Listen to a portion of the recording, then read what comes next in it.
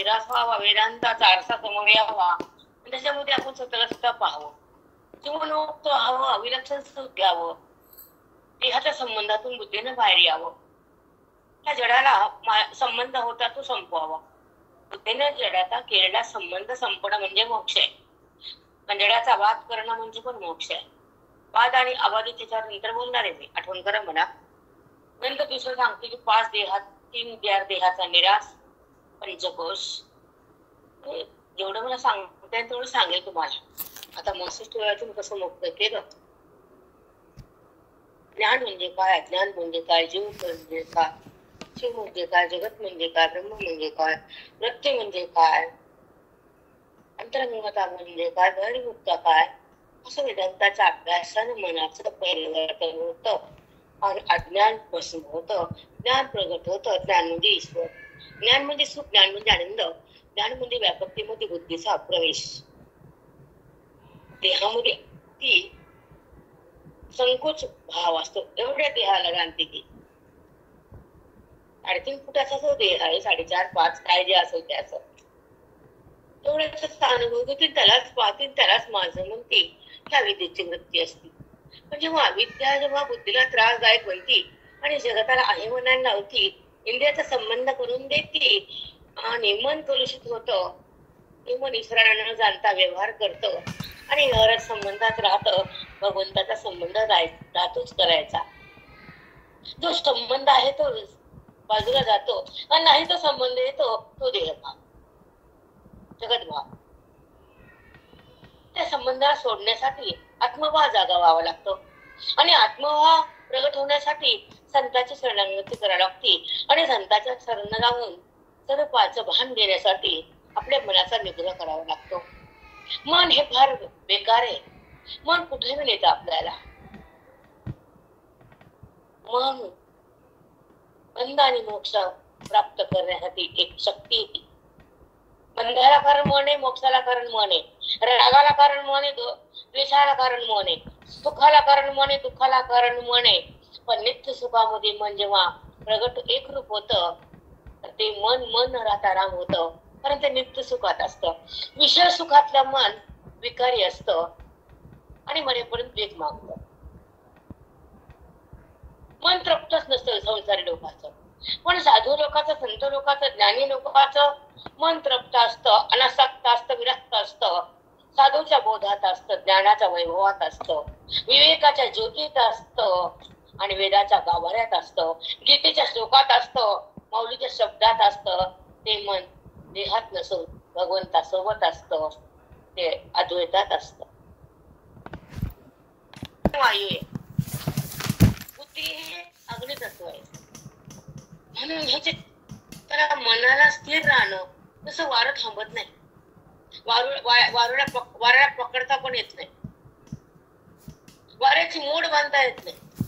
तसं मन चंचल मनाला पण भगवंताकडे नेता येत नाही तुम्हाला. ते जात नाही, ते जात नाही. तसं माशी अग्नीवर बसत नाही, घाणीवर बसती. माशी कुठे बसते? घाणीवर. कुठे बी घाण आहे तिथे जाते, पटकन जाते घाणीवर, पटकन मन देहावर.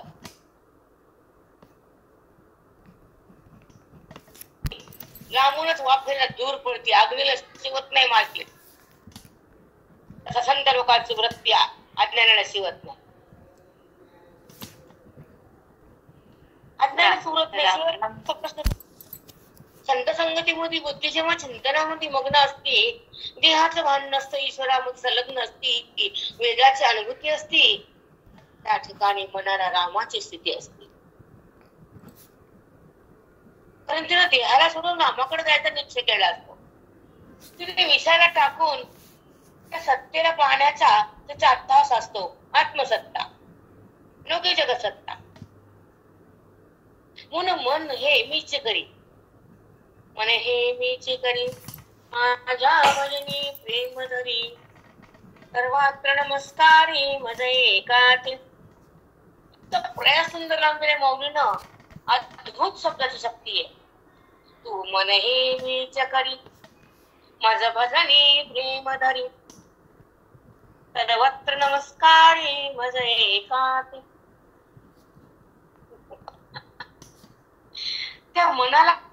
बाहेर सगळा मीच आहे, सर्वत्र मीच आहे, तर तुम्ही तुम्ही तुम्ही का करतो रे? म्हणून सर्वत्र नमस्कारी मज एकाचे. मग तू मनही मीच करी असं का म्हणले देव?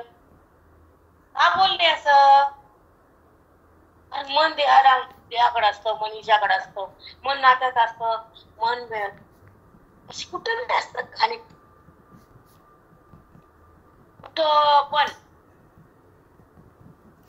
पण तू मनही मीची करी. मीची करी म्हणते गचगट कुठला यायचं का?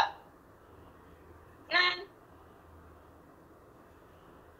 मन नाना वस्तूमध्ये अडकलेले आणि नाना विषयामध्ये असलेले आणि नाना रंगानं रंगलेले,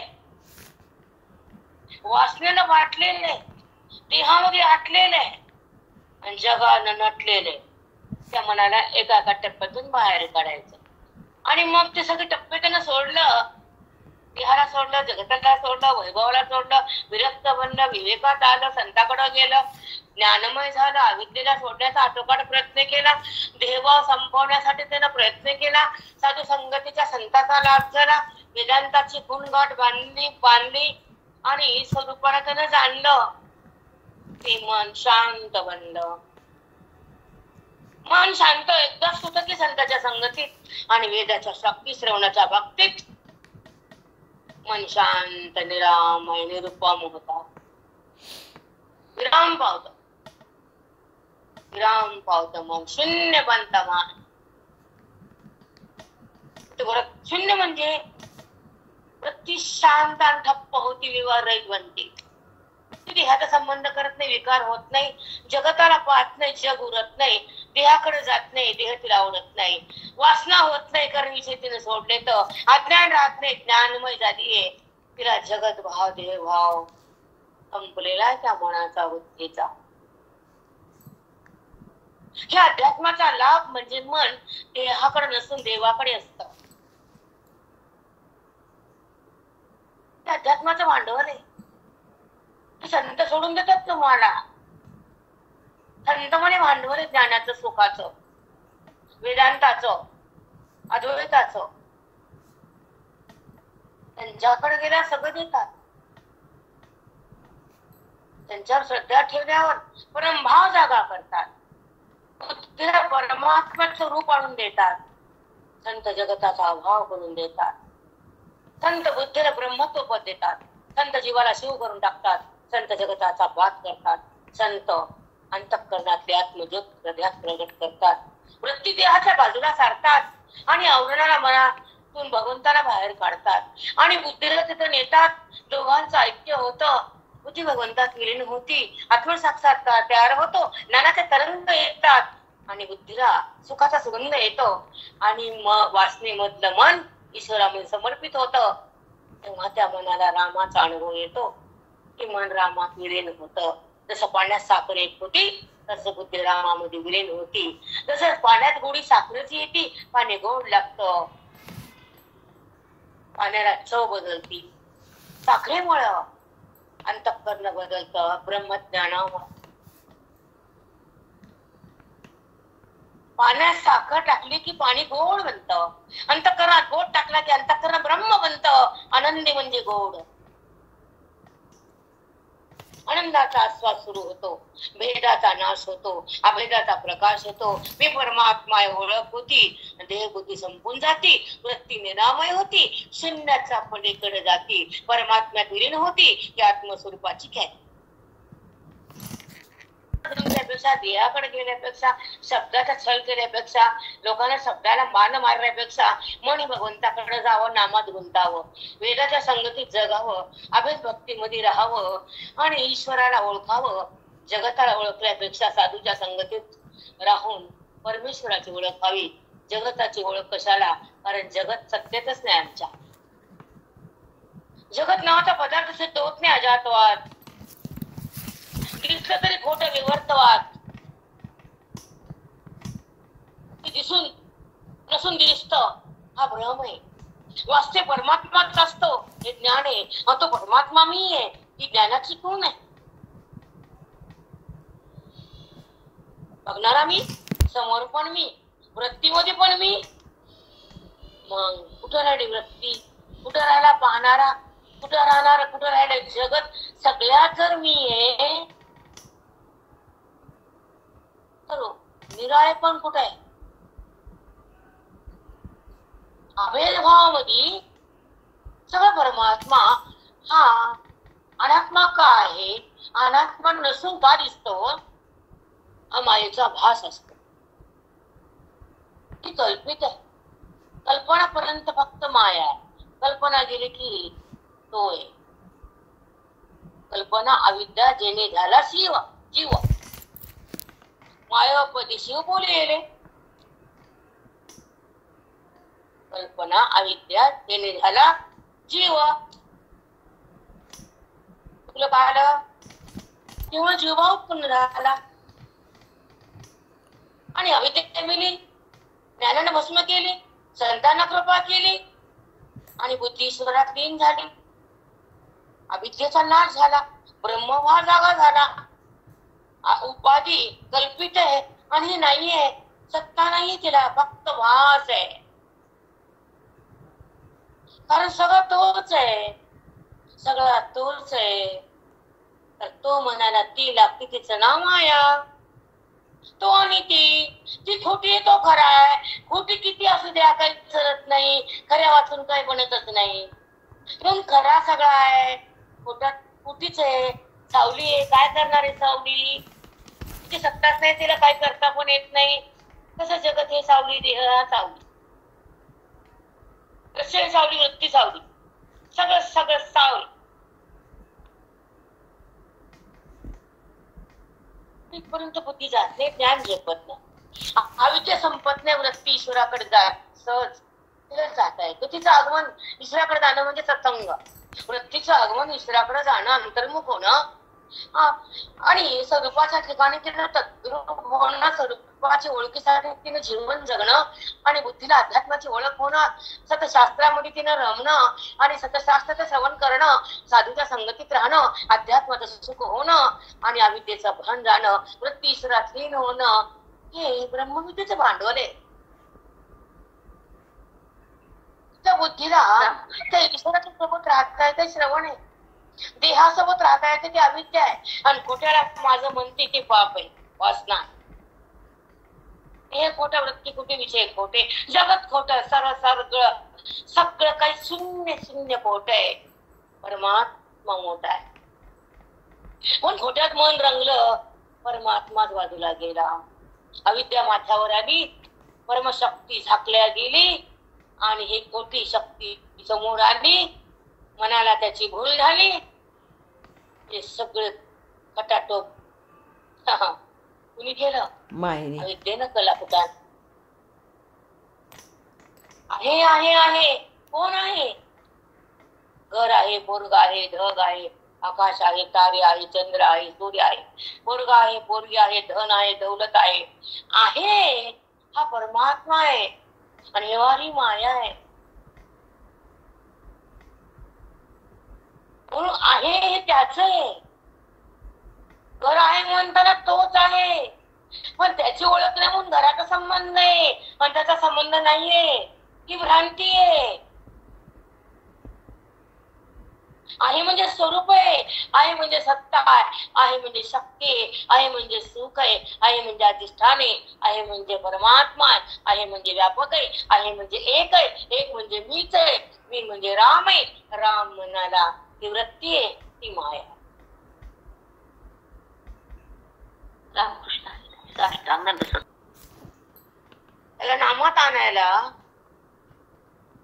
त्याचं प्रेम यायला एक तयार झाला. वृत्तीचं उत्थान म्हणजे भेद आहे. तू मी म्हणजे तू आणि मी म्हणजे भेद आहे आणि भेदाविना भक्ती नाही, अभिदाविना मुक्ती नाही. आणि हे दृश्य दिसतं, भ्रांती विना जगत दिसत. भ्रांतीच जगत आहे, भ्रांती देहभाव, भ्रांतीत आत्मभाव कधीच नाही. जेव्हा भ्रांती संपल, अविद्या नाश होईल, अविनाशी परमात्मा प्रगट होईल. आत्मस्थिती भोगता येईल, देहस्थिती संपून जाईल, वृत्ती भगवंतात लीन होईल, ही शक्ती संताकडून येईल, परमभाव जागा होईल, देहभाव बंद होईल, जगतभाव पाण्यात जाईल, दृश्य हे खोट आहे अनुभव येईल, आणि तो मी आहे अशी अनुभूती हृदयात सतत जेव्हा जागी राहील तो संत महात्मा होईल. अनुभूती त्याची, न देहाची न जगताची न विषयाची न त्याच पदार्थाची, सतत धारा त्या आत्मस्वरूपाची. व्यवहार करताना पण संत आपल्या अनुभूतीत राहूनच व्यवहार करतात. भेदात असून सुद्धा भेदाला टाकतात, वृत्तीवर येऊन सुद्धा त्याचा स्पर्श सोडतात, म्हणून निर्वृत्तिक राहतात. कारण अखंड सुखाचा अवधी ते रममान झाले. वृत्ती व्यवहार करणे ते पाहिले, वृत्तीचा संबंध नाही, देहभाव जिवंत नाही, अज्ञानाचा थारा नाही, विषयाचा मारा नाही. आपल्या आपल्या सत्तेमध्ये आपल्या अनुभूतीमध्ये जे राहतात ते संत महात्मे अनुभव असतात. आपल्या स्वसुखाच्या अनुभवात ते तल्लीन असतात, वृत्तीविना जगत असतात, स्वसुखाचा अनुभव घेत असतात. शब्दाविना तो अनुभव असतो, तो वेदाचा रस असतो, बुद्धीचा कस असतो, आणि अंतरात्मा परमात्म्याचा स्पर्श असतो. ती बुद्धी भगवंतात विलीन असती, ती वेदांताची शक्ती असते, हृदयाची भक्ती असते, आणि साधूच्या संगतीची प्रीती असते, आशीर्वादाची स्थिती असते. ती बुद्धी ईश्वरामध्ये लीन असते. देहाचा संबंध नाही, व्यवहार तिचं विकार नाही, जगत दिसलं तर सत्यत्व नाही, आणि अहमभाव कधी उत्पन्न नाही, देहभावाला थारा नाही, आत्मभाव संपत नाही, तो परमात्म्याहून बुद्धी अलग नाही. तो संत महात्मा जगताला सांगण्यासाठी राहतो, जगताच्या कार्यासाठी देव त्याला ह्या पृथ्वीवर आणतो, आणि शिवाचं कल्याण साधण्यासाठी त्याच्या वाणीमध्ये तो येतो. कैवल्य धाम म्हणायचं त्या मोक्षाला. कैवल्य धाम त्याला देता येत नाही, संताच्या मार्फत तो देतो. ईश्वर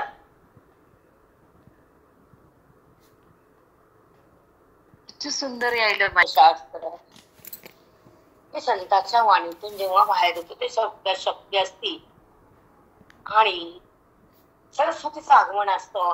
वेदांताला काढायला 30 लागते, अंतःकरण झाडायला ही साधना लागते ज्ञानाची. अंतःकरणामध्ये कचरा विषयाचा, संततीचा, घराचा, अविद्येचा, जगताचा पसारा भरला इथं कचरा, त्याला झाडून काढतात संत. अविद्येला मोडून टाकतात, ब्रह्मविद्यामध्ये सोडतात, जीवाला ब्रह्मत्व देतात, रूपाला प्रगट करून देतात, भ्रांतीला पुसून टाकतात, कोटी जन्माची वासना नष्ट करतात, अभेदाला प्रगट करतात, भेदाचा नाश करतात, चित प्रकाश प्रगट होतो. संताच्या संगतीमध्ये कोटी कोटी जन्माची वासना भस्म होती, पुण्याची उत्पत्ती होती, आणि ते पुण्य स्वर्गापर्यंत शिखराला जातो. तेव्हा मोक्ष हातात येतो, साधूचा प्रसाद येतो, भक्त आणि भगवंत एकत्र होतो. ती साधना उंच टोकाला जाते. भक्त आणि भगवंत एकत्र यावे ही वेदांताची भूमिका आहे. दोन नाही, अंतर नाही, नाही अंतर. अंतर का बरं? अंतर मान्य नाही मला. आम्हाला दूर राहायचं रे भगवंताचा. तुम्हाला राहायचं तर राहा, राहा तुम्ही, आम्ही नाही.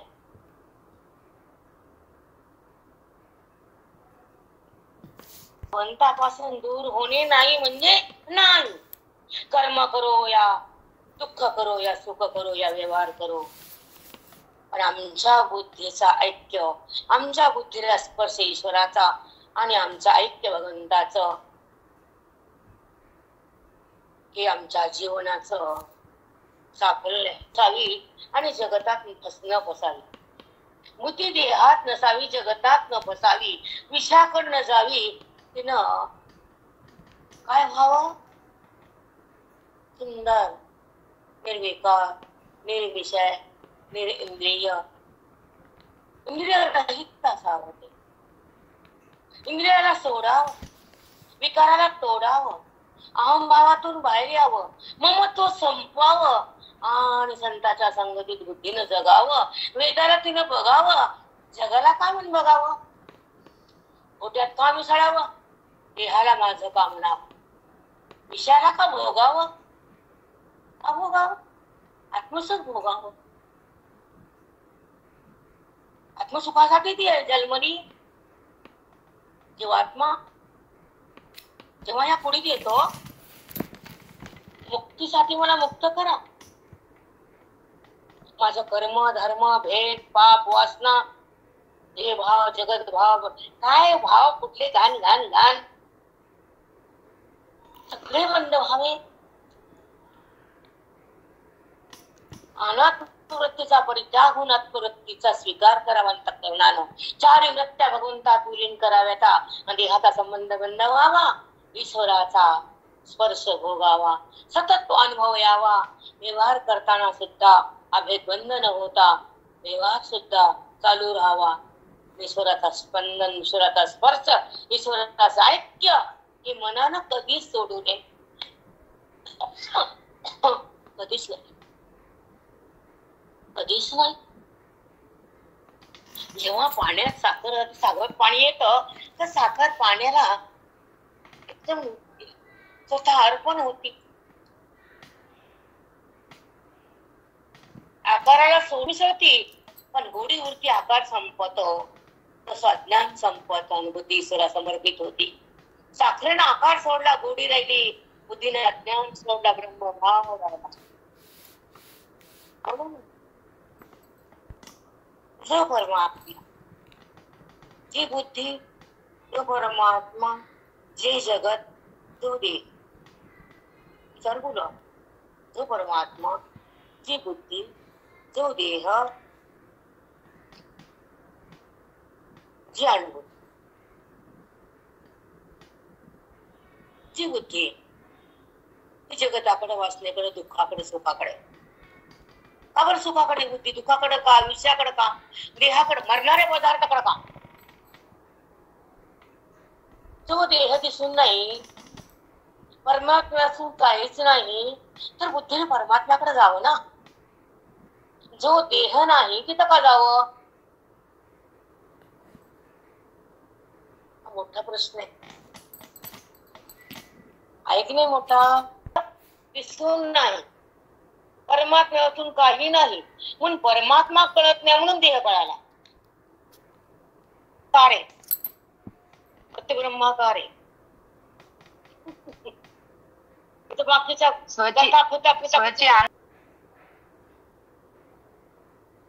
व्यापारामध्ये बुद्धी कौशल्य महत्व आहे, नात्यामध्ये प्रेमाला महत्व आहे, जगामध्ये संताला महत्व आहे. हे शब्द त्यांच्या मुखातून बाहेर आले. ती रचना या पासष्टीमध्ये दिली आहे. त्याचा भावार्थ गुरुजींना मांडलेला आहे. प्रगटे तव तव दिसे, लपे तव तव आभासे.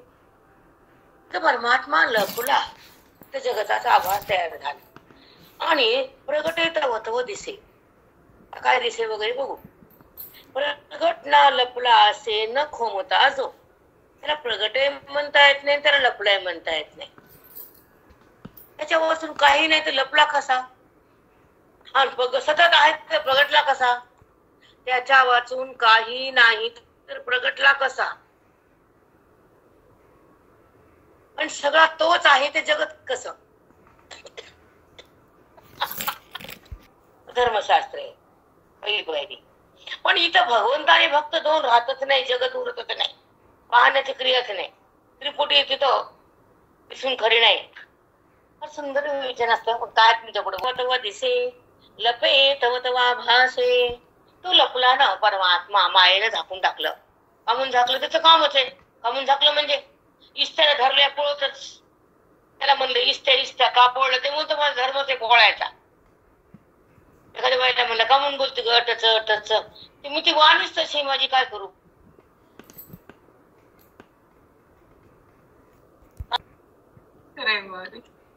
साखरी गोड लागतीच, वार हे चंचल असतच. त्याचे धर्म आहे. म्हणून तिनं का त्याला झाकलं ते हा विधीचा धर्म आहे. प्रगटे तव तवा लपे तव तवा भासे, ते लपवला तिनं, ते स्वतः लपवला नाही, त्याला काय करता येत नाही, लपवल कसा ते, त्याच्यामध्ये क्रियाच नाही. तिला त्यानं लपविलं, झाकलं, पुन्हा काय केलं, जगताला दाखवलं, परत तिला देह आहे असं म्हणवलं आणि अज्ञान कायम ठेवलं आणि भगवान बुद्धीला भगवंतापासून दूर नेलं. हे मायेचं कार्य तिनं सतत चालू ठेवलं. चलो आणि त्याच्यानंतर प्राप्ती. अंतःकरण शुद्ध होतं त्यानं. अंतःकरणातला मल पाप दोष जन्मोजन्मांची जी पापाची ढेगेत ते संपते नामाने. अगदी. आणि जेव्हा अंतःकरणातलं मल पाप संपलं तेव्हा ईश्वराकडे जाते ही साधना, मग ज्ञान साधना. ज्या बुद्धीला त्याची ओळख करा वाटते, जगताची ओळख नसा वाटते, तुला येते ते सुख आत्मसुख आहे, विशेष सुख नाही. ज्ञानानं वेदानं. बाकीच्या कशा नाही, कर्माने तुमच्या कथा नाही, बाकीच्या रुद्रा फादरा रुद्रा कुठचे नाही, फक्त ज्ञानावरती आध्यात्मिक.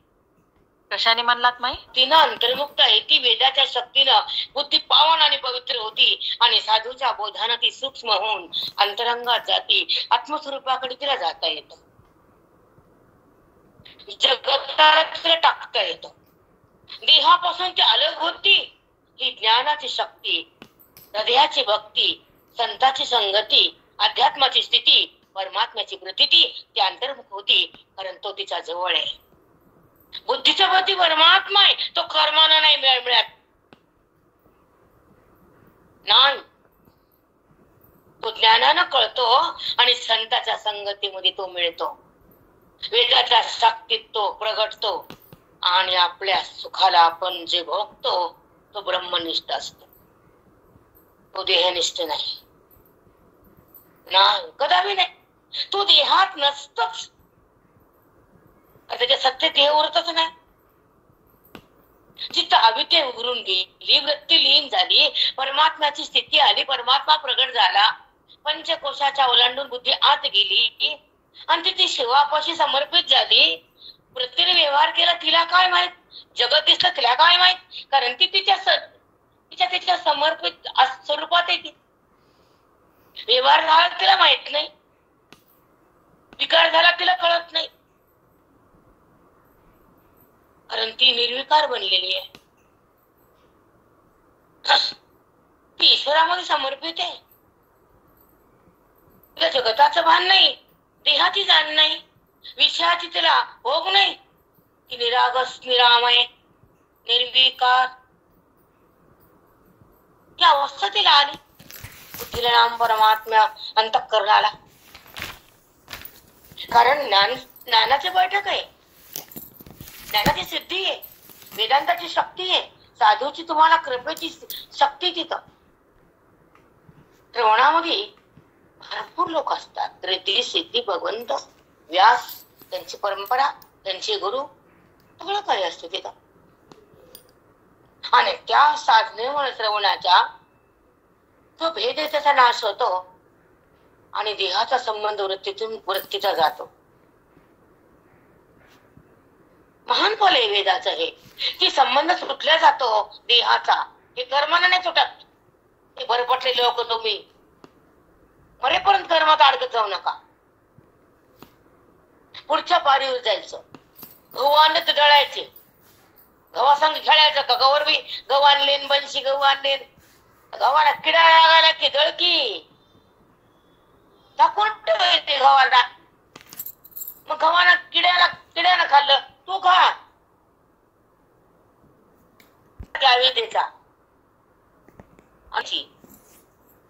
अंतरात वृत्तीला कधी न्यायचं, देहापासून तिला अलग कसं करायचं, तिला शून्य कसं बनवायचं, वेदांताच्या शक्तीमध्ये कसं मिसळायचं, मायाची शक्ती कशी हाणून पाडायची, आत्मसिद्धी कधी भोगायची, तिला त्या वृत्तीने भगवंताला आलिंगन कधी द्यायचं. कर्मानं आलिंगन असतं वय, अरे रामा रामा रामा रामा, तो शब्दाला गोचर नाही तर कर्माला गोचर होईल का. कर्म कधी पर्यंत जेव्हा अंतःकरण फक्त शुद्ध, बाकी काहीच करत नाही कर्म.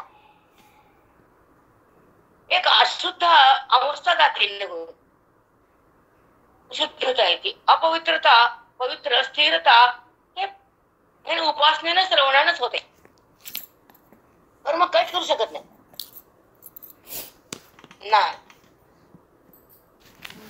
ठेवलं पण अग्नीच नाही. खरं साहेब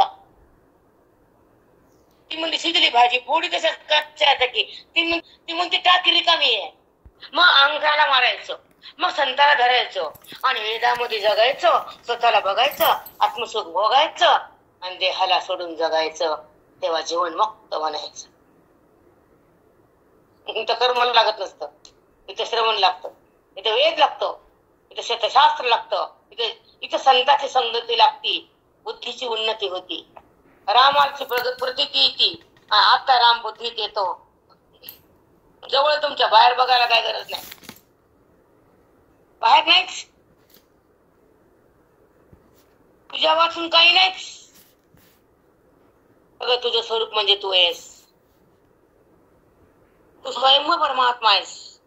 अनादिकालापासून तू अज्ञानामध्ये जन्म घ्यायला, फिरायला, देहामध्ये जोरायला, जडात संबंध करायला. जेव्हा बुद्धी जडाशी एकरूप होती, अविद्या थैमान घालते आणि ब्रह्मविद्या जेव्हा जाती आत, बोधाच्या शक्तीनं बोध हा कानातून आत जातो. हा आणि हा रस्ता जवळचा, एक श्रवणेंद्रिय आणि आतला परमात्मा. हे इथून श्रवण आत गेलं आणि हे मन निघून गेला. अविद्या भस्म झाली, वृत्ती निरामय झाली, परमात्मा प्रगट झाला, अनात्म्याचा बाध झाला, देवबुद्धीचा नाश केला, स्वयं परमात्मा प्रगट झाला आणि बुद्धीचा संयोग झाला. ब्रह्मज्ञान म्हणते त्याला. लागलं काय तर कर्म, सांगा बरं, घंटे लागली का? बुद्धीला कर्मातून स्वच्छ करा, पुढे आणा. उपासनेमध्ये तिला पवित्र आणि स्थिर करा. कर्मातून अशुद्धतेला शुद्ध करा.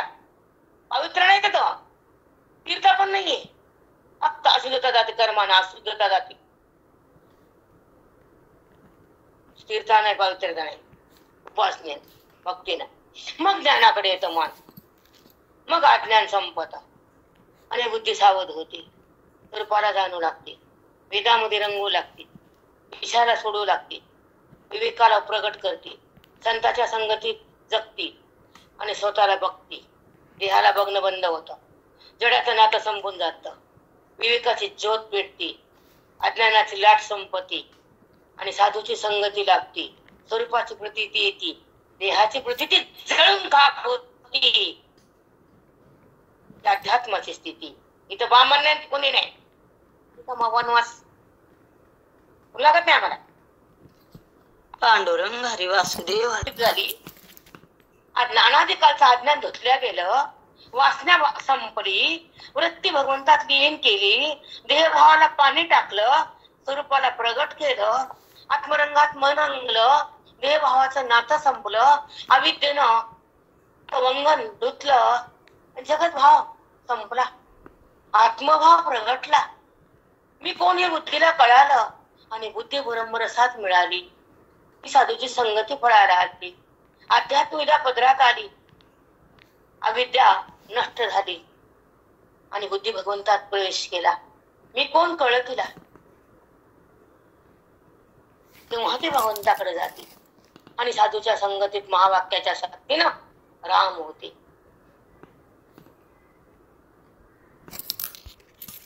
मग या अवस्था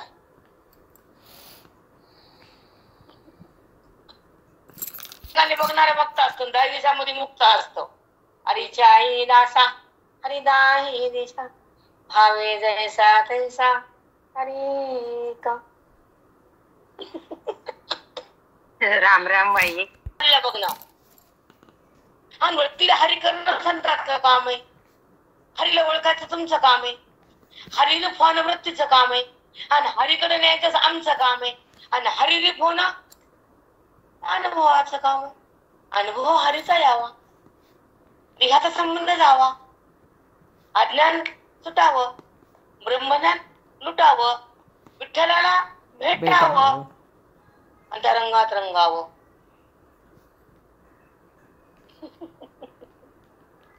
सोपं नाही बेटा, सोपं नाही.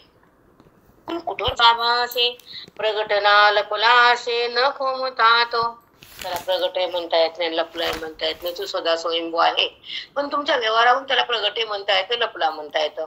तुमचा व्यवहार जसा सुख दुःखाचा आहे, व्यवहारात तुम्हाला जगत भाव आहे, तुमच्यापाशी देहभाव आहे, म्हणून त्याला म्हणायचं लपला.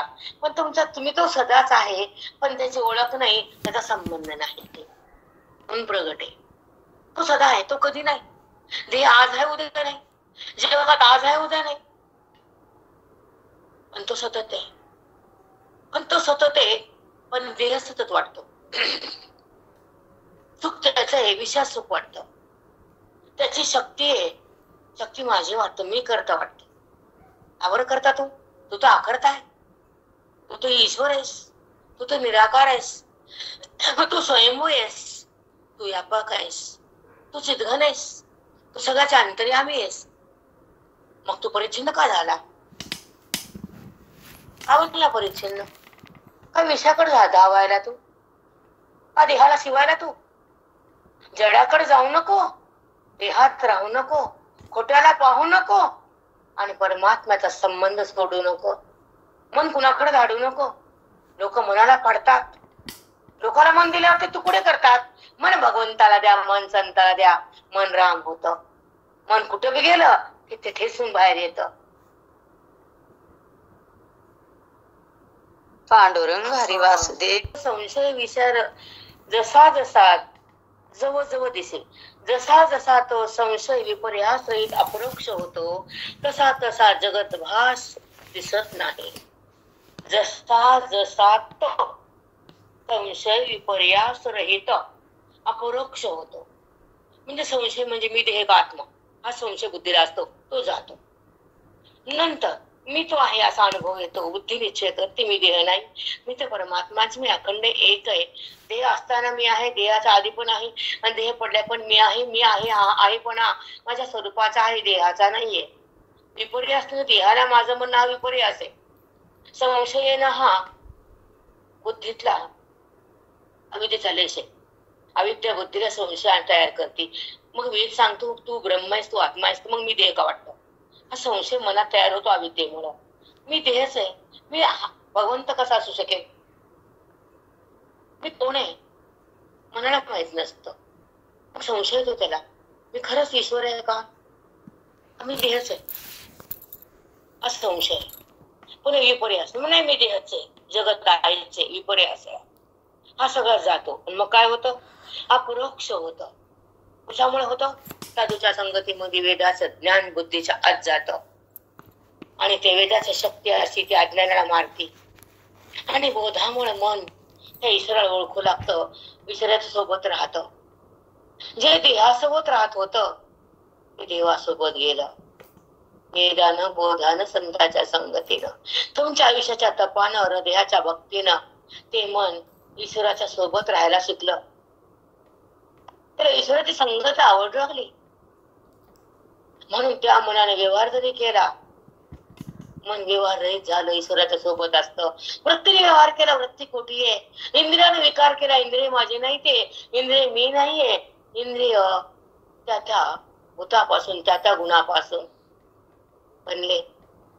इंद्रियाचा देवता, इंद्रियाचे गुण, इंद्रियाचा व्यवहार, इंद्रियाचा विकार मी नाही, त्याच्याकडून मी भिन्न आहे, त्याला मी पाहणारा आहे. इंद्रियाचा व्यवहार आहे आणि मी पाहणारा आहे, म्हणून मी विभक्त आहे. मी व्यवहारात नाहीये, म्हणून कर्म माझं नाहीये, कर्माचा करता पण नाहीये, म्हणून पाप पुण्याचा मी साक्षी आहे. पाप पुण्य माझे नाही, आपण उत्पन्न होत नाही हा भाव जागा झाल्यावर. कारण जेव्हा जेव्हा प्रकृती कर्म करते, तर त्या इंद्रियाच्या विकारामुळे, इंद्रियाच्या गुणामुळं, इंद्रियाच्या देवतेमुळं व्यवहार होतो. आणि मी तर निर्व्यवहार आहे, माझ्या सत्य व्यवहार आहे, मी त्याला पाहतो, मी करता नाहीये. ही अनुभूती सतत राहते ती संताची. आणि मी करतो हा अहंभाव अविद्येचा. अविद्येमुळं सुख दुःख उत्पन्न होतात, पाप पुण्य तयार होतात, आणि ब्रह्मविद्येमुळं पाप पुण्य बंद होतात. संताच्या संगतीमध्ये मन रामामध्ये जातो, रामरूप होतं, पाप पुण्य बंद होतं, आणि कर्मातून मन अलग होतं, कर्तेपणापासून जातो, अकर्तेपणा सिद्ध होतो. हे ज्ञानाची सिद्धी होती, अज्ञानाची माती होती, रामाची ओळख होती, आणि व्यक्ती शून्य होती.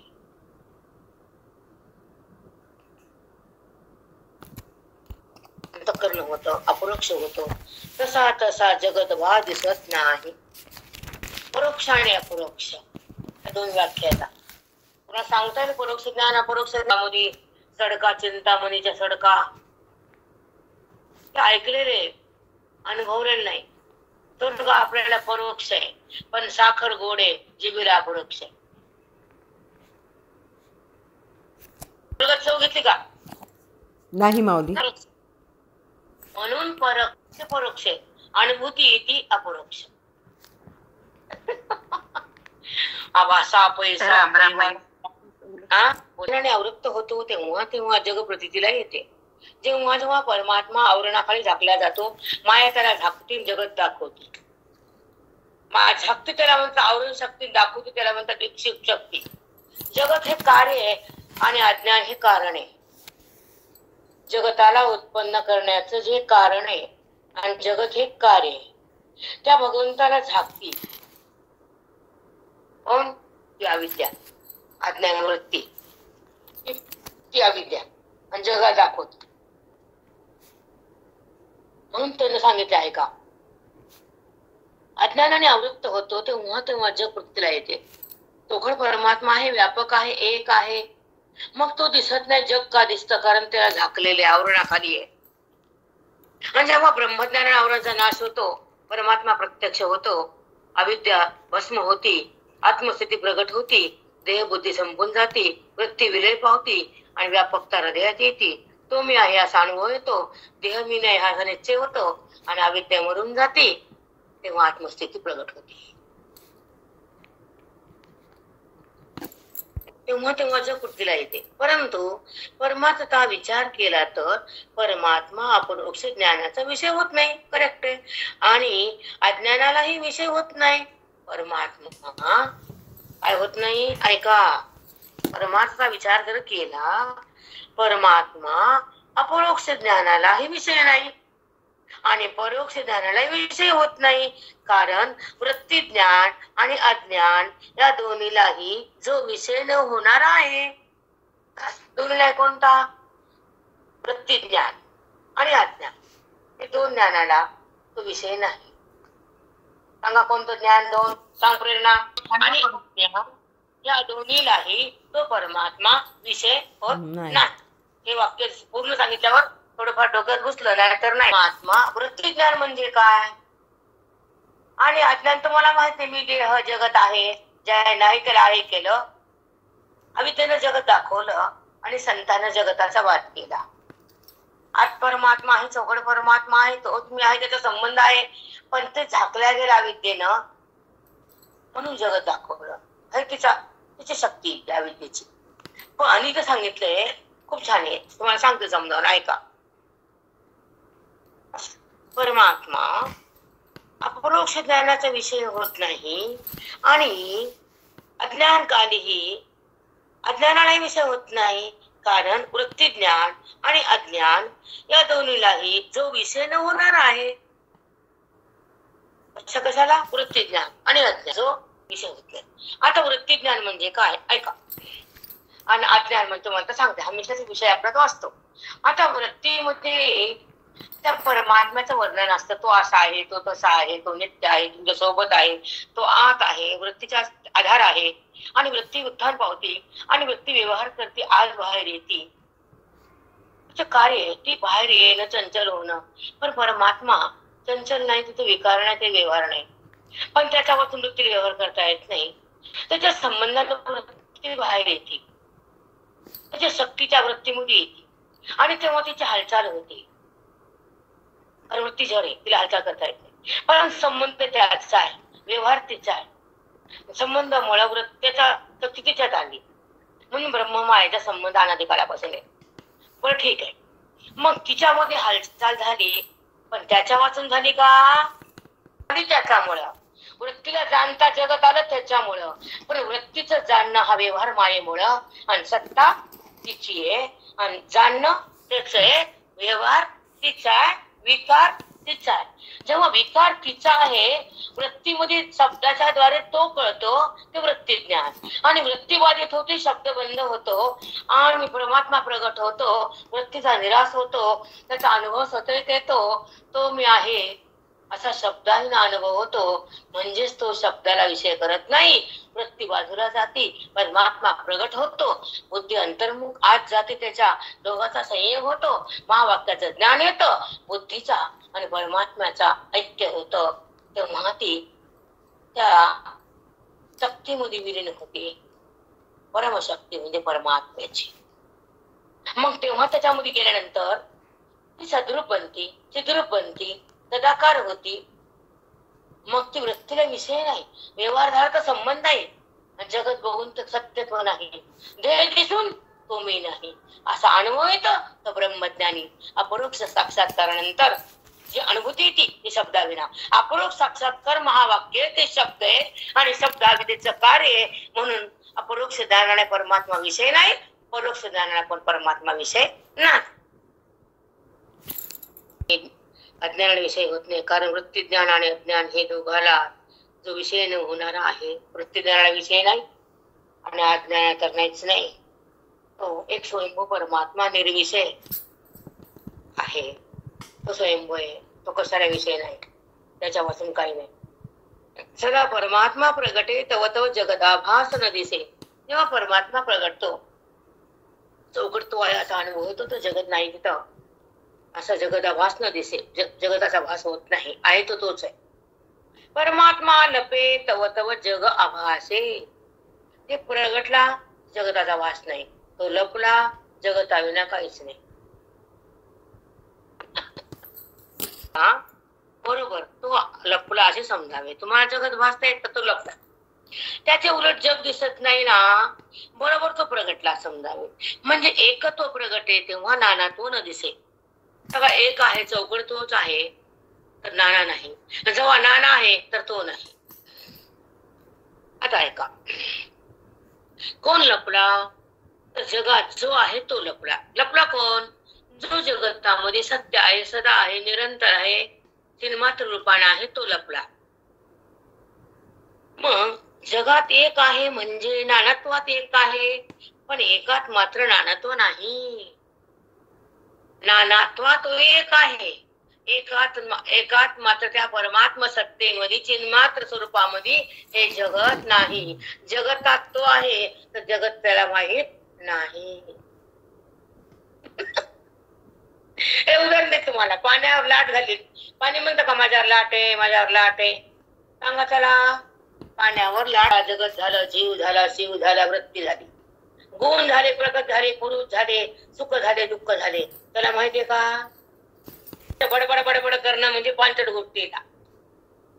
गोष्ट सांगायची, रंगवायचं. ही बाबा गोष्टी भगताचा वाद कर, अविद्याचा नाश कर, स्वरूप प्रगट कर, वेदांत चित्तात वर, नाही तर घरी मन कमी मन कीर्तनाची अभिषेकला मी तुझा रंग पाहताना दिसे वेगळी का, पाहताना दिसे वेगळी का, मी तू पण जाऊ दे दूरे, मी तू पण जाऊ दे दूरे, एकाची घोंगडी पांघरू हारी, एकाची घोंगडी पांघरू हारी, मी तू पण जाऊ दे दूरे. आता ऐका पुढचं.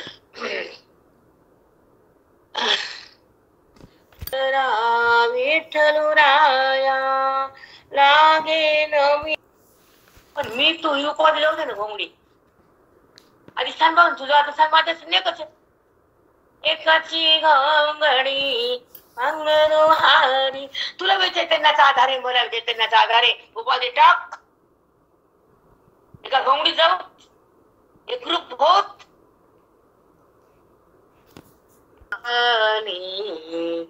ब्रह्मरस गोडी जयासी पावन वासणाणी वाणी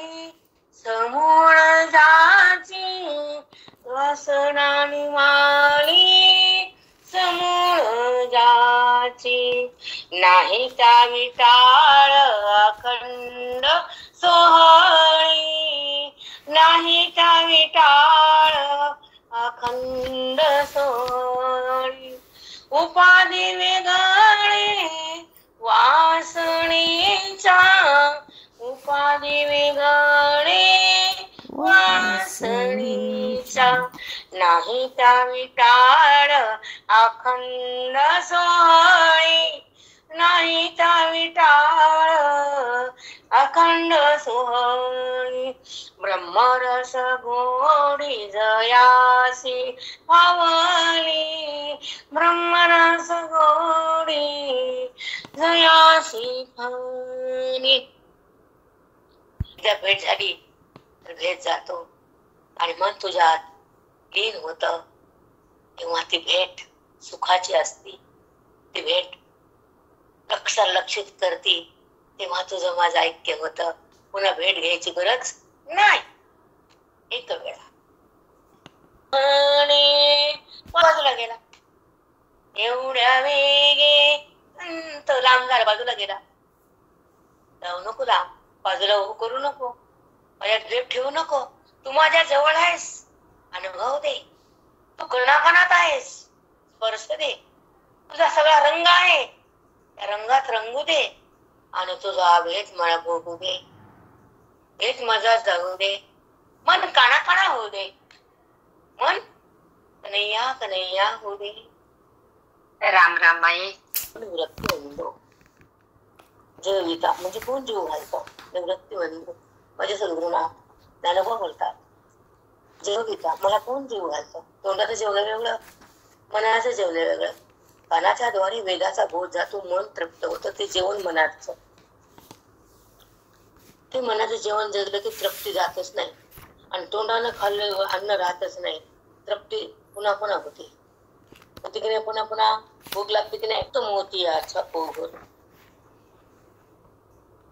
असं मुक्तीचं जेवण घालणार, सुखाचा बोध देणार.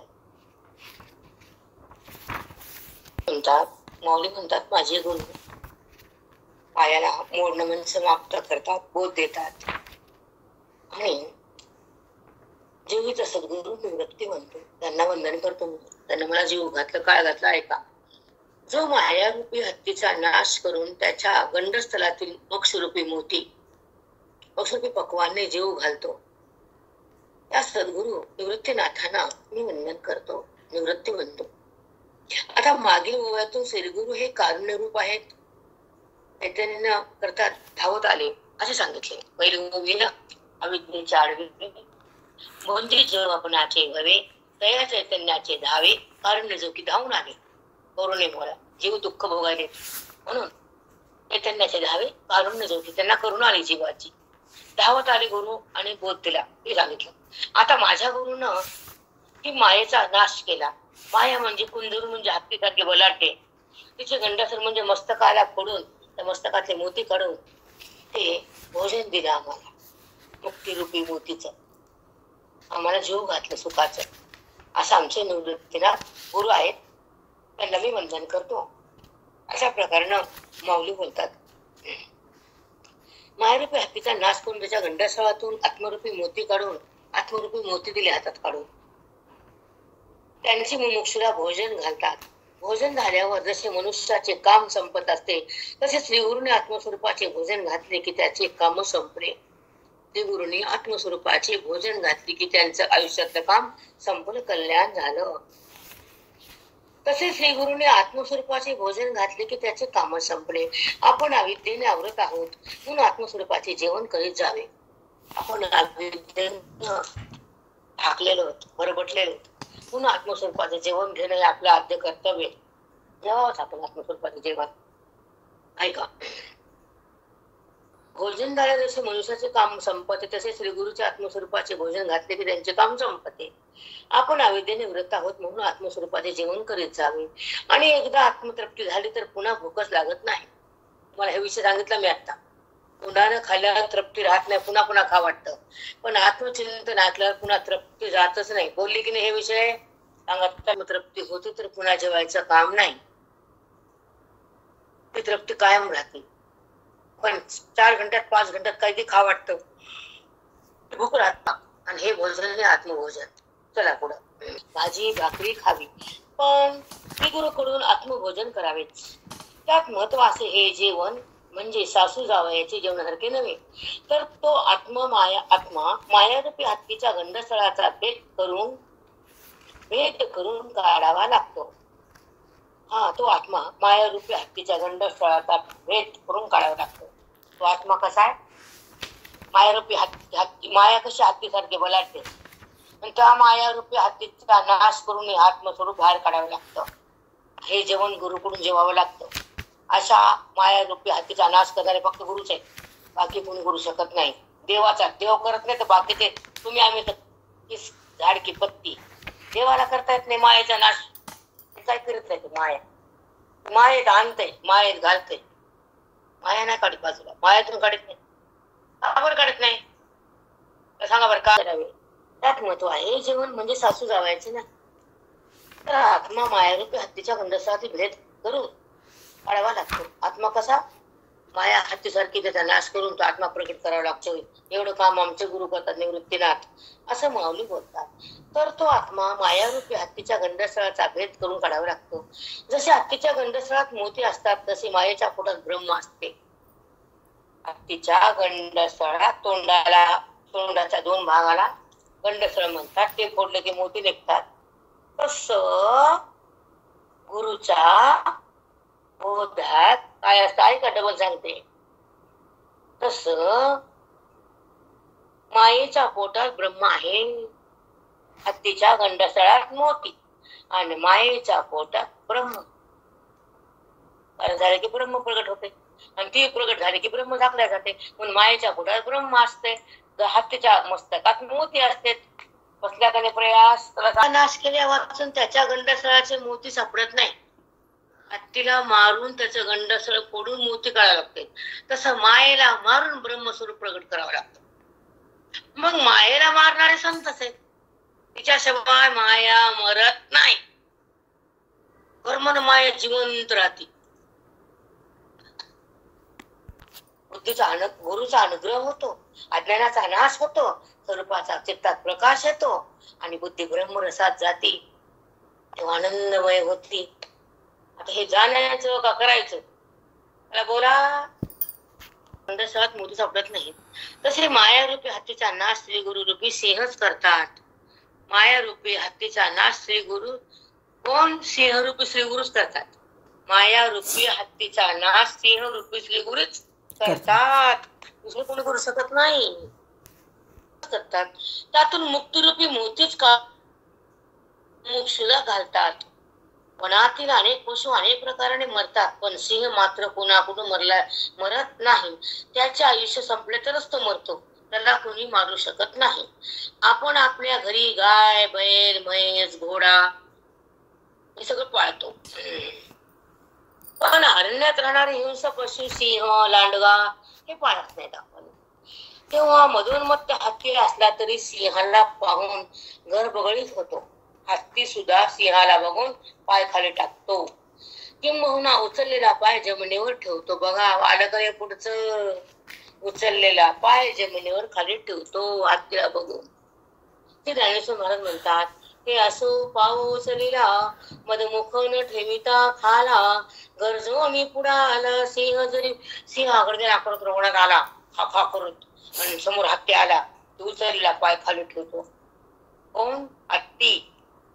चला, अर्थात हत्ती जसा सिंहाकडून मारला जातो, तसे ब्रह्मज्ञान उपदेशक सिंहासारख्या श्री गुरुकडून माया मरते, आणि माया मेली म्हणजे तिचा अत्यंत अभावाचा निश्चय झाला की जीवाला मुक्ती होते. माया मरत नसते, तिचा बाध होत असतो. बाध म्हणजे त्रिकालिक अत्यंत अभावाचा निश्चय. म्हणलं का निश्चय आलं का? सांगा. नाही असा निश्चय मनानं करणं, त्याला म्हणायचं बाध. त्याला सांगा, बाध म्हणजे काय?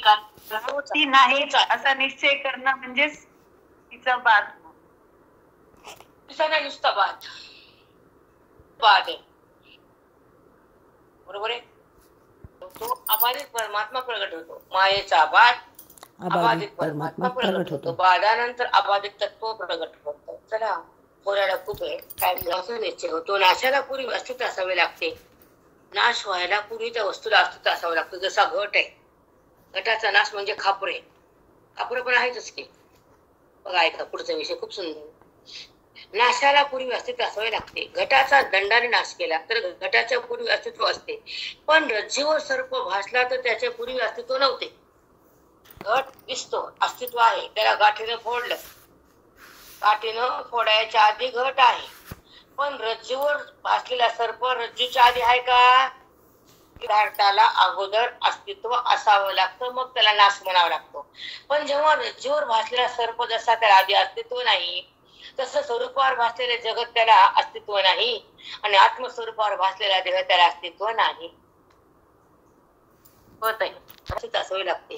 घट दंडाने नाश केला. घट पूर्वी होता, पण रज्जूवर सर्प भासला तर पूर्वी अस्तित्व नव्हते, म्हणून त्याचा बाध होतो, नाश नाही. म्हणजे जसा मायेच्या श्रीगुरूकडून बाध होतो, तेव्हा श्रीगुरु संसारातले काहीच देत नाहीत, फक्त अविद्या निवृत्ती करतात. हेच वेदांत शास्त्राचे परम प्रयोजन आहे. यास भाष्योक्ती प्रमाण आहे ते असे. अविद्या निवृत्ती प्रदर्शनात, अर्थात आपल्या परमार्थात काही प्राप्ती नाही, तर उलट निवृत्ती होत असते. काय? अज्ञानाची निवृत्ती. प्राप्त काय आहे? प्राप्त ती प्राप्तीच आहे. कल्पना नसतात आमच्या नागपूरच्या. झोपीमध्ये मी सांगतात काही प्राप्त होत नाही, तर उलट निवृत्त होत असतं अविद्या. प्राप्त भगवंत आहेच, त्याला करायची गरज नाही, म्हणून प्राप्ताची प्राप्ती. कारण आपल्या सिद्धांत प्राप्त सिद्धच आहे, ते प्राप्त करून घ्यावे लागत नाही. याचे थोडं सूक्ष्म चिंतन तुम्हाला सांगतो ते असे. जगात सुख प्राप्य आहे व दुःख नित्य निवृत्त आहे, यात कोणताही वाद नाही. एखाद्याला दुःख ग्राह्य आहे व सुख त्याज्य आहे असे नसते. कोणा दुःख पाहिजे का? कोणी दुःख मागत नाही आणि सुख कोणी टाकत नाही. तर सर्वांना दुःख त्याज्य आणि सुख ग्राह्य असते. त्या सुखाचे दोन वर्ग होतात, अव्यवहार सुख आणि व्यवहार सुख. आता विषय थोडा चिकट आहे. कृपा ज्ञानाचा उद्बोध, भक्ती प्रेमाचा कल्लोळ, धन्य जगी तोची एक हरिरंगी नाचे. धन्य जगी तोची एक हरिरंगी नाचे. राम कृष्ण वासुदेव सदा स्मरे वाचे. राम कृष्ण वासुदेव सदा स्मरे वाचे. विषयी विरक्त जया नाही आप पर. चाल गेली बरं का माझी. विषयी विरक्त जया नाही आप पर. संतुष्ट सर्वदा सोई व्यापक निर्धार. संतुष्ट सर्वदा सोई व्यापक निर्धार. धन्य जगी तोची एक हरिरंगी नाचे. धन्य जगी तोची एक हरिरंगी नाचे. जाणीव जाणीव जुनी साडुनी आधुरी. जाणीव जाणीव ओझे साडुनी आधुरी. आपण वस्ती कर वर्त तसे संसारी. आपण वस्ती कर, आपण वस्ती केली भगवंतापाची. आपण वस्ती कर वर्त तसे संसारी. धन्य जगी तोची एक हरिरंगी नाचे. धन्य जगी तोची एक हरिरंगी नाचे. राम कृष्ण वासुदेव सदा स्मरे वाचे. एका जनार्दनी नित्य हरीचे कीर्तन. एका जनार्दनी नित्य हरीचे कीर्तन. आसनी शयनी सदा हरीचे चिंतन. आसनी शयनी सदा हरीचे चिंतन. धन्य जगी तोची एक हरिरंगी नाचे. धन्य जगी तोची एक हरिरंगी नाचे. जया परमार्थाची साड. जया परमार्थाची चाड. तिने सांडावे निगाड. धरुणी भजनाची ओढ सांडी मांडी परते टाके सांडी मांडी परते टाके तो भक्तु मेधावी तपिया तरी नको बापा या शास्त्रातलो देव. भगवंताचा अर्जुनाचा संवाद चाललेला आहे. भगवंत अर्जुनाला या कारणे धनंजया तो भक्तु मेधावी तपिया. अर्जुना तो भक्त आहे माझा, मेधावी म्हणजे बुद्धिमान, तपस्वी, तपिया म्हणजे तपस्वी. तरी नको बापाया शास्त्रातलो देव.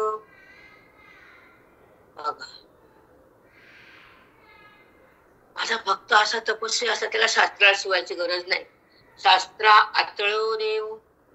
काय बहु बोलो निंदका योग्य सृष्ट्या ही सारिका गीता हे कवतिका लागी निधी. अर्जुना काय बहु बोलो निंदका योग्य सृष्ट्या ही सारखा.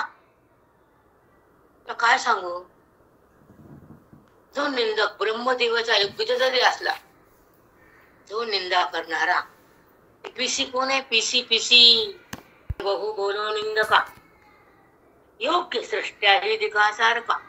हे माझं गुहित गुप्त ज्ञान आहे का नाही, गुहित ज्ञान गीतेचं ते कुणाला देत नाही मी, देऊ पण नको तू सुद्धा. ऐका, काय बहु बोलो निंदका योग्य सृष्ट्याधिका सारिका. ब्रह्मदेवाच्या योग्यतेचा जरी असला तरी पण त्याला देऊ नको गीतेचं ज्ञान. हे कुणा देऊ देवा, अधिकारी रे. ते ब्रह्मदेवाला जगाचं काम बघायचे, त्याला पण मग आहे तरी बांधले जगाला. ब्रह्मदेवासारखा जरी असं तर सांगू नको गीतेचं ज्ञान. बरं, कुणा सांगू देवा, सांगतो तुला. गीता हे कौतिका लागे निधी. गीता शास्त्र त्याला देऊ नको, कुणा देऊ, अधिकार पावित्र्य त्याला दे.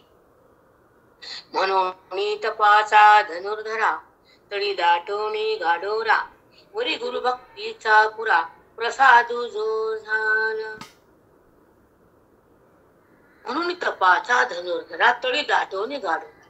जसं बिल्डिंग पक्की करायची तर पाया मजबूत राहा लागतो, तस त्याला गुरुवर जो प्रेम आहे त्याचा पाया पक्का असावा, गुरु श्रद्धेचा त्याला दे. म्हणून तपाचा धनुर्धरा त्याच तप भरपूर असावं, गुरुवर श्रद्धा नितांत असावी, आणि त्याला तू गीता सांगावी. इतर कुणाच्या बापाला पण देऊ नको, ब्रह्मदेवाला सांगू नको, तर सृष्ट्याधिका ज्याला सृष्टी उत्पन्न केली त्याला पण सांगू नको. कुणा सांगू देवा, असं असल्यावर तपस्वी. कसं तपस्वी, म्हणून तपाचा धनुर्धरा तळी दाटवणी गाडोरा. त्याचा तपाचा पाया मजबूत असा त्याला दे. वरी गुरु भक्तीचा पुरा प्रसादू जो झाला. त्याला गुरु भक्ती असावी, गुरुला त्याने देव समजावं, त्याला दे. पुरा दारवंटा सदा उघडा वरी कलसू चोखडा आणि रत्नाचा. अर्जुना श्रवण इच्छेचा पुढा,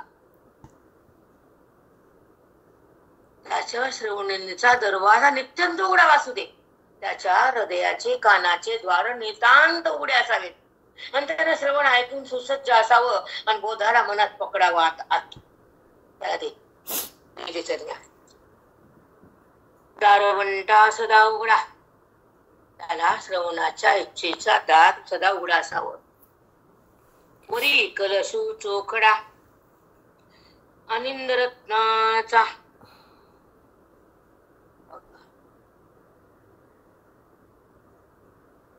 त्या मंदिरात हृदयरूपी मंदिराचं दार सदा इच्छा त्याला माझ्या प्राप्तीची असावी. त्या मंदिरावर अनिंदा, त्याची निंदा कधी घडू नये वारणं गुरुची. त्या मंदिरावर कोणता कळस ठेवू, रत्नाचा. वरी करशू चोखडा आनंद रत्नाचा. त्याची निंदा करू नको. आणि त्याचा कळस कशाचा ठेवू, त्याच्यावर रत्नाचा कळस बसेल. बाबा ऐका. य इदं परमं गुह्यं, य इदं परमं गुह्यं मद्भक्तेष्वभिद्यासहि भक्तिं मयि परां कृत्वा, भक्तिं मयि परां कृत्वा मामे नश्यत्य संशयाः, मामे नश्यत्य संशयाः. अर्जुना, य इदं परमं गुह्यं, हे इतकं गुप्त, इतकं छान, इतकं पवित्र, इतकं सुंदर, एवढं कल्याणकारी हे गुह्य आहे, माझ्या हृदयातलंय. हा ठेव आहे, हा जतन केलाय. हे कुणाला द्यायचं सांगू? सांगा देवा. मद्भक्तेषु विद्यासति, माझ्या भक्ताला सांग. कुणाला पण सांग. कसं देवा? ते असे वासनेचे भिकारी, चोट्टे फिटते दांडगे हे द्वेषी, त्यांना सांगू नको. मग भक्ताला सांग रे, त्याला पुढे न्यायचे. भक्तिं मयीं परां कृत्वा, परां कृत्वा मामे वेश्यते संशयाः. भक्ती, पराभक्ती माझ्या प्राप्तीची आहे. तो निसंशय मला प्राप्त होईल. अवसर जाणार नाही, जन्म मृत्यूला वेळ शिवणार नाही, तो माझ्या भिन्न उरणार नाही. हे ज्ञान त्याला प्राप्त होईल आणि तो माझ्याहून भिन्न कधीच राहणार नाही. मामे व्यस्यते संशया, तो मला प्राप्त होईल. मामे व्यस्यत्य संशया, संशयच करू नको, तो मलाच प्राप्त. मामे मला प्राप्त, वैश्यत्य संशया, संशयच करू नको, तो मला प्राप्त होईल. भक्तिमयी परां कृत्वा, पराभक्ती हे तो मला प्राप्त होतो. ऐशा भक्ता लागी चौखटी, गीता रत्नेश्वरः प्रतिष्ठी. मग माझी या संसाटी तू कशी जगी. भगवंताचा आणि माऊलीचा संवाद आहे, भक्ताचा ऐका. ऐशा भक्तालया चौकटी, गीता रत्नेश्वरः प्रतिष्ठी. गीतारूपी मंदिरांच्या ठिकाणी ईश्वराची आत्मरूपी प्राण प्रतिष्ठा करून त्याला तू दे. ऐशा भक्ता लागी चौखटी, अशा भक्ती करणाऱ्या पवित्र देहाला मंदिर करून त्याच्यामध्ये हे ज्ञान भरून तू काय कर. गीता रत्नेश्वरुहा प्रतिष्ठे, गीता रूपी ईश्वराचा प्राण प्रतिष्ठा कर. गीता रूपी ईश्वराची त्याच्या हृदयामध्ये प्राण प्रतिष्ठा कर. हा प्राण आहे, पण गीता रूपी प्राण बी त्याच्यामध्ये ज्ञानाचा भर. त्याच्या हृदयाला मंदिर कर, इथे ज्ञान त्याला दे, त्याचं हृदय मंदिर कर. काय गीतेचा आहे, आपण काय सेवा करतो गीतेची रे राजा. मग माझी या, एक मिनिट, मग माझी या संसाटी तू कशी जगी. तू जर असं ज्ञान त्याला दिलंस का नाही, तर माझ्यासारखी योग्यता तुझ्यात येईल आणि तुझी माझी स्थिती सारखीच होईल. अशा भक्ताला, परम भक्ताला, पवित्र भक्ताला तर तुझी आणि माझी योग्यता सारखी होईल.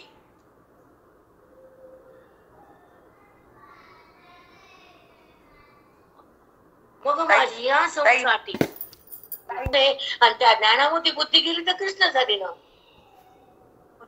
मग माझ्या योग्यतेच्या जगात तू बनशील आणि तुझं माझं एक रूप होईल, एक योग्यता एकच होईल.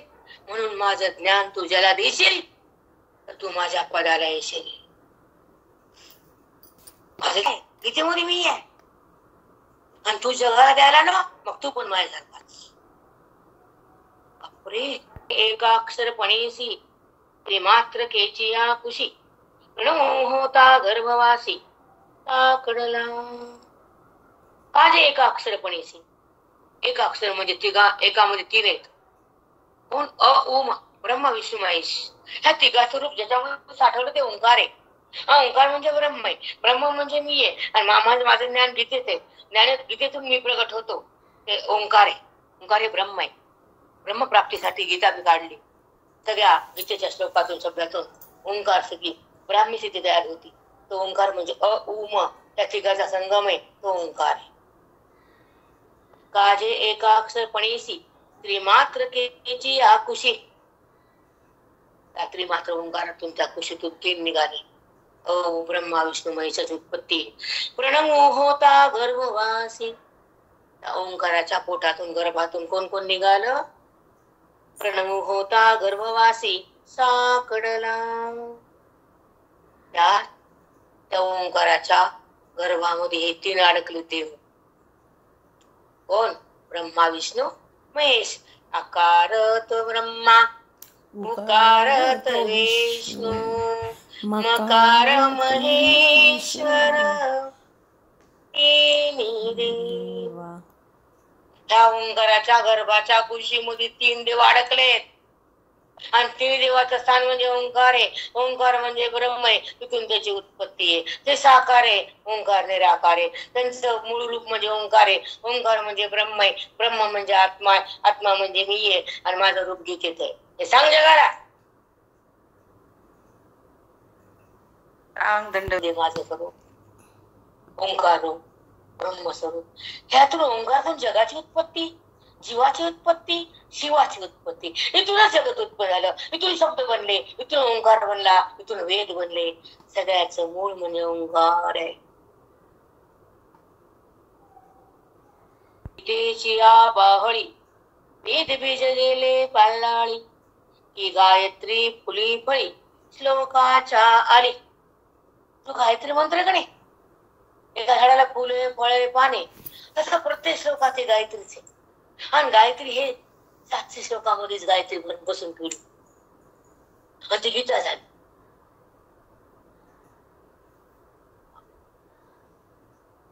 पाने फुले फळी, त्या झाडातच पाणी, त्या झाडातच फुले, आणि त्या झाडातच खोंबे. त्या झाडातच येणार सांगणार. टीव्ही एकाच आहे का नाही? तसं ओंकार माझेच आहेत की नाही? बायकाला भांडायला कसं पडत नाही. होता गर्भवासी सापडला, सापडला तिथे. तो गीतेची आबाहळी, वेद बीज गेले पाळणाळी. ही गायत्री फुली फळी श्लोकाच्या आली. वेदाची गीतेच्या भाळी, वेद बीज गेले पाळणाळे.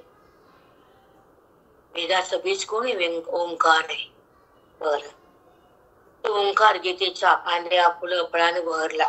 ठीक आहे, विस्तार गेला. फुली फळी पाळणाळी म्हणजे विस्तार. श्लोकाची आली म्हणजे गायत्री मंत्र ह्या गीतेच्या पानानं फुलानं फळानं भरभरून आम्ही वाढवला. गायत्री मंत्र म्हणजे गीतेचं पानं फुलं, एक एक श्लोक, एक एक शब्द, एक एक अक्षर. बर देवा.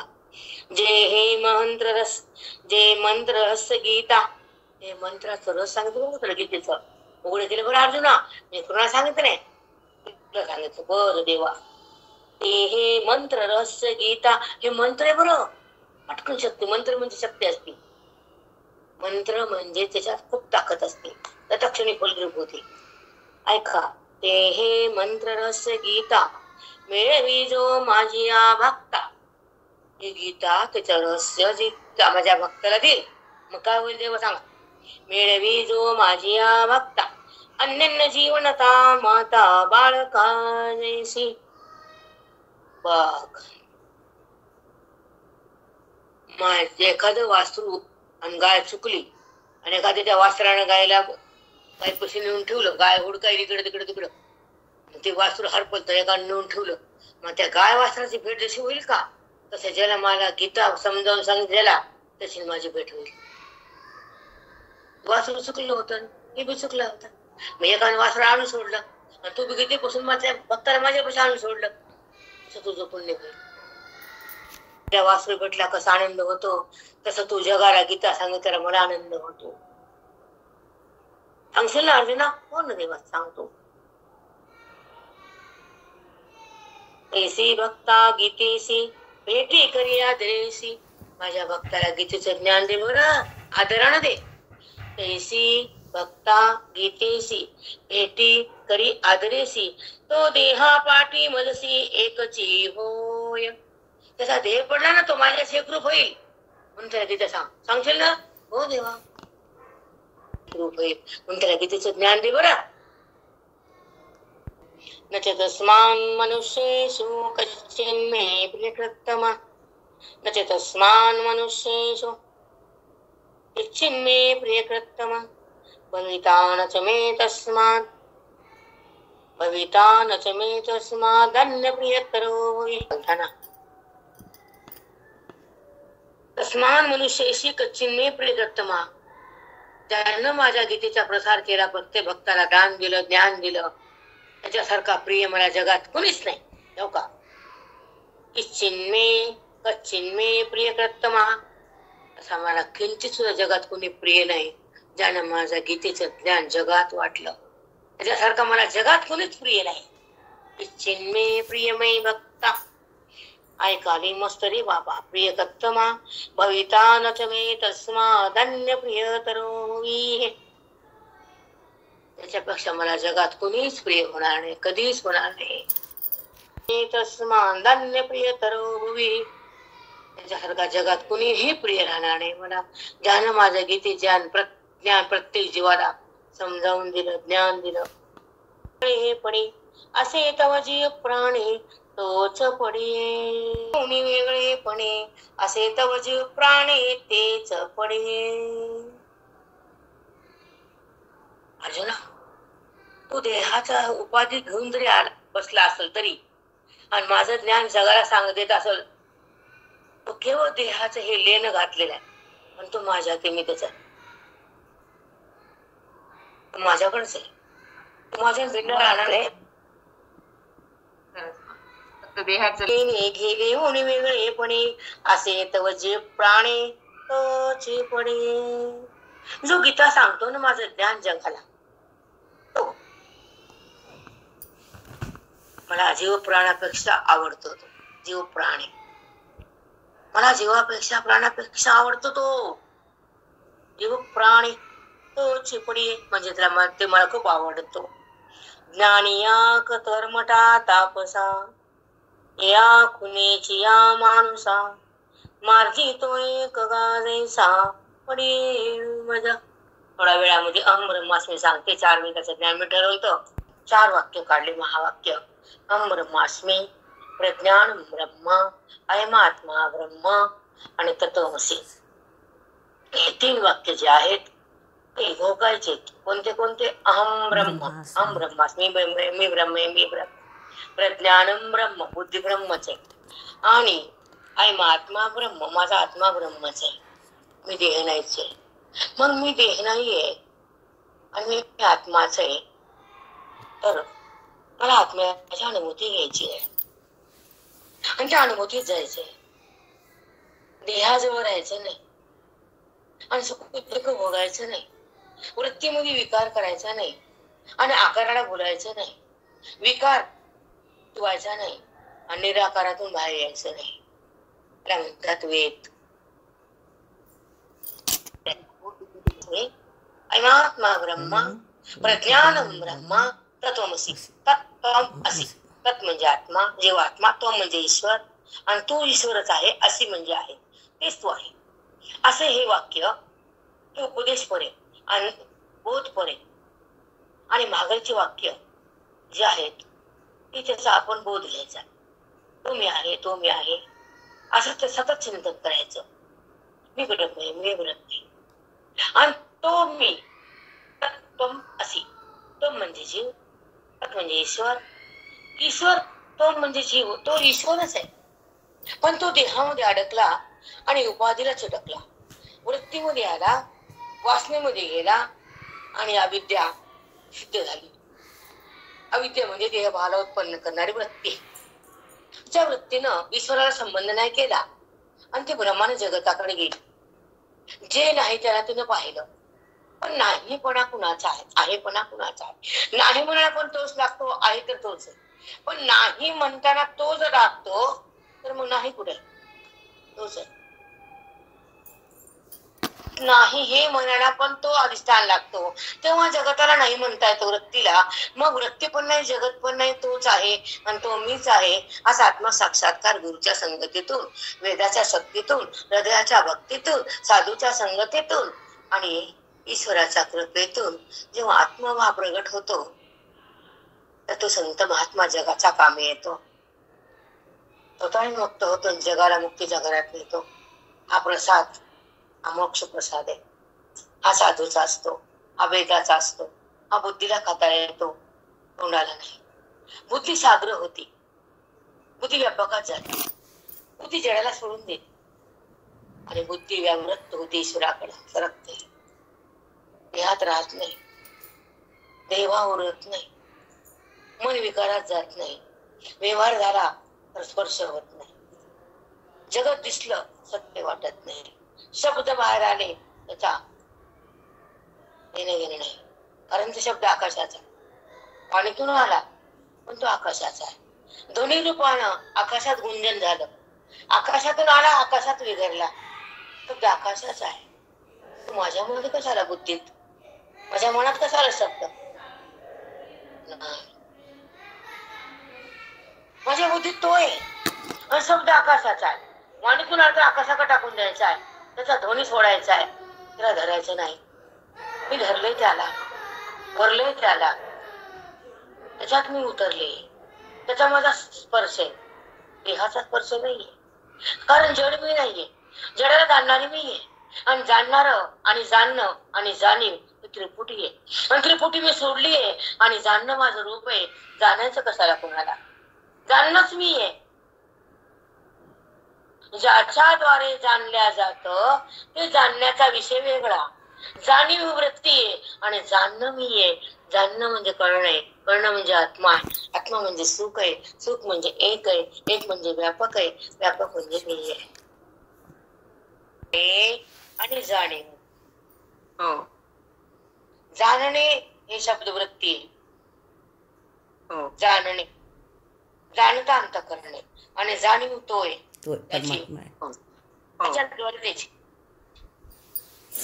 हो ताई हो. ज्ञानदेव पंढरीनाथ ही जय, ज्ञानी ही जय.